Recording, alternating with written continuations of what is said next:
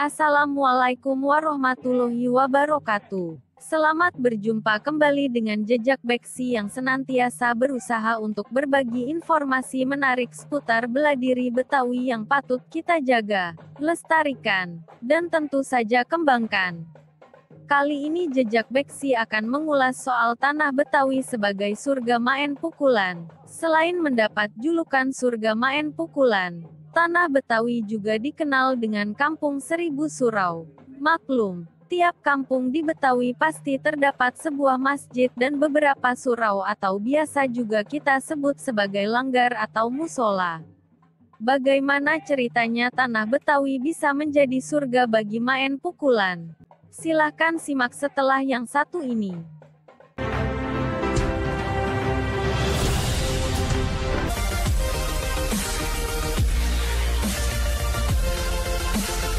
Bukan rahasia lagi, tanah Betawi adalah surga silat. Hampir separuh dari sekitar 600-800 aliran atau perguruan yang ada di Indonesia berasal dari Jakarta. Ada sekitar 317 aliran main pukulan di tanah Betawi, yang merupakan pengembangan dari sekitar 100-200 pecahan aliran dari 4 aliran inti. Jumlah 317 aliran tersebut merupakan data yang dimiliki PPS Putra Betawi. Betawi kaya akan silat atau dalam dialek lokal disebut main pukulan. Ada ungkapan, tiap utan ade macannya, tiap kampung ade mainannya. Hampir di setiap kampung dapat ditemukan main pukulan, yang tentunya berbeda satu sama lain.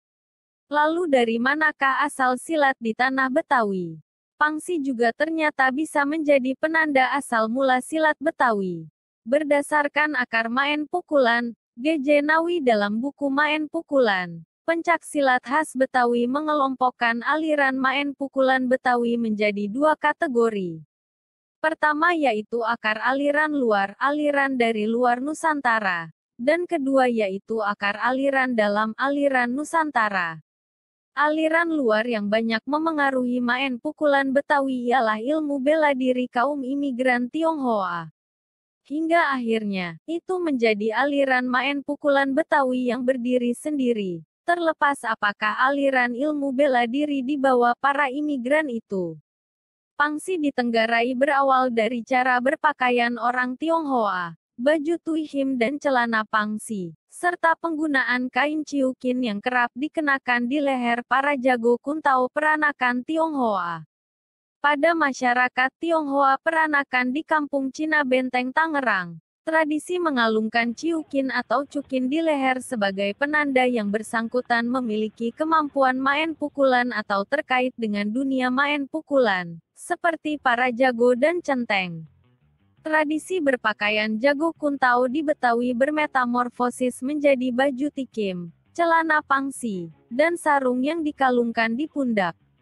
Seiring dengan perjalanan waktu, hal itu berkembang dan memiliki makna filosofi yang disesuaikan dengan adat istiadat orang Betawi umumnya dan kalangan main pukulan khususnya sebagai dua simbol identitas Betawi, yaitu salat dan silat. Begitu menurut analisis G.J. Nawi.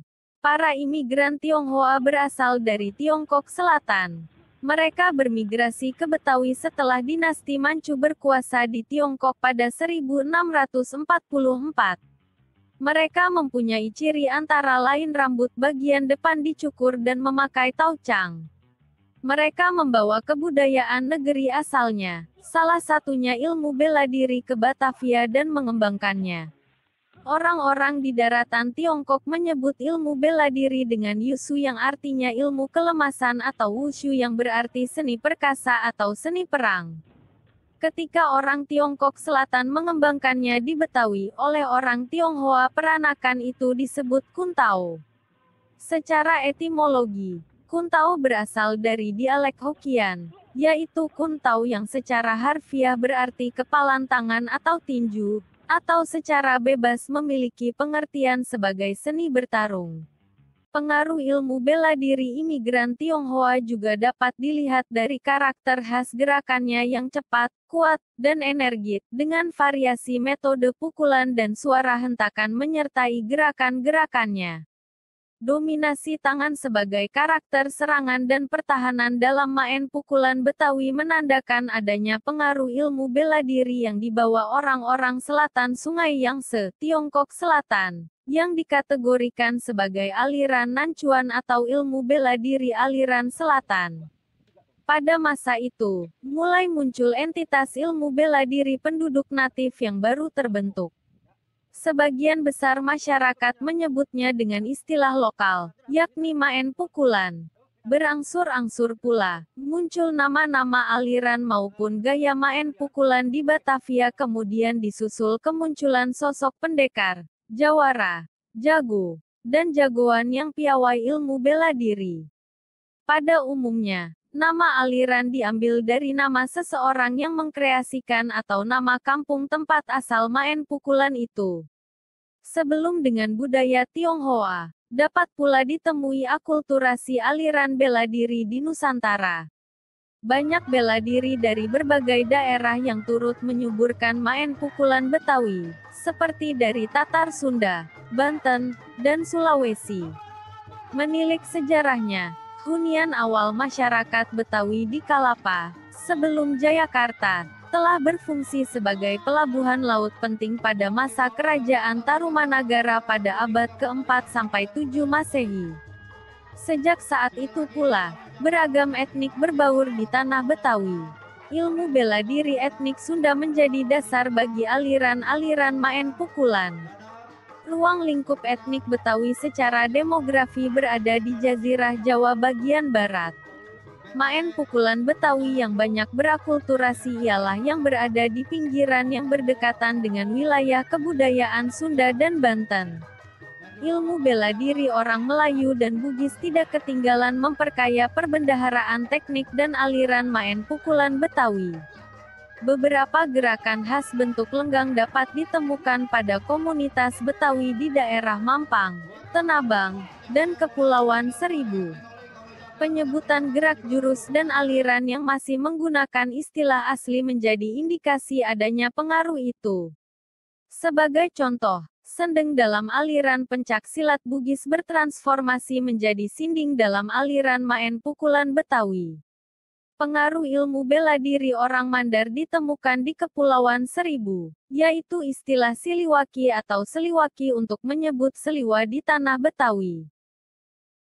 Jejak Beksimania yang senantiasa penuh semangat dan dedikasi dalam melakoni hidup, itulah asal-muasal kenapa tanah Betawi mendapat julukan surga main pukulan.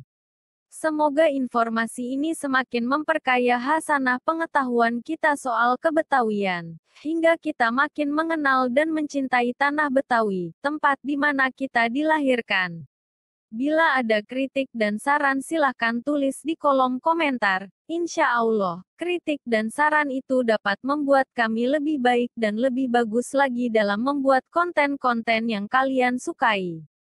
Kami rasa cukup sekian. Dan tunggu konten selanjutnya yang pastinya gak kalah seru, gak kalah menarik, dan tentu saja gak kalah menghibur. Wassalamualaikum warahmatullahi wabarakatuh.